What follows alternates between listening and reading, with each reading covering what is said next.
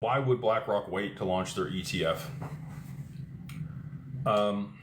Again, I think a lot of people have just a visceral response to stuff, and they think, well, that makes sense for me. That's why an institution would do it. There's many, for lack of a better term, and to use the pun, ripple effects that happen from things. Again, if you didn't want to draw in like a ton of attention to something, you would slowly, surely do things, and then at the right moment drive a ton of attention to it to be able to get what you wanted as a result.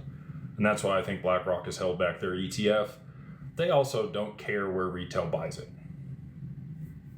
It doesn't matter to them. As long as it's going to aggregate liquidity and have the outcome that they want, they don't need to be the ones buying it up off the market. We already have enough ETFs that have already started to do that and cause the supply shortage that we need to be in place to be able to, drive significant demand and FOMO at the right time to push it to the price it needs to be.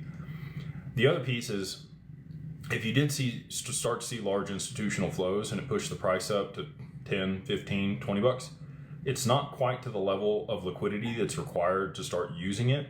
And then you have other outside factors that could cause XRP to not ever make it to those levels where they could start using it and it would be a stable high price.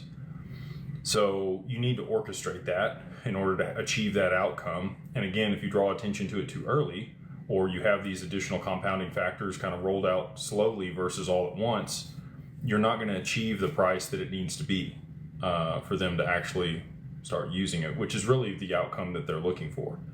So again, it's timing, it's strategic. I believe it's coordinated. You could probably argue against that. I've just seen too many coincidences that cause me to believe that they're not coincidences.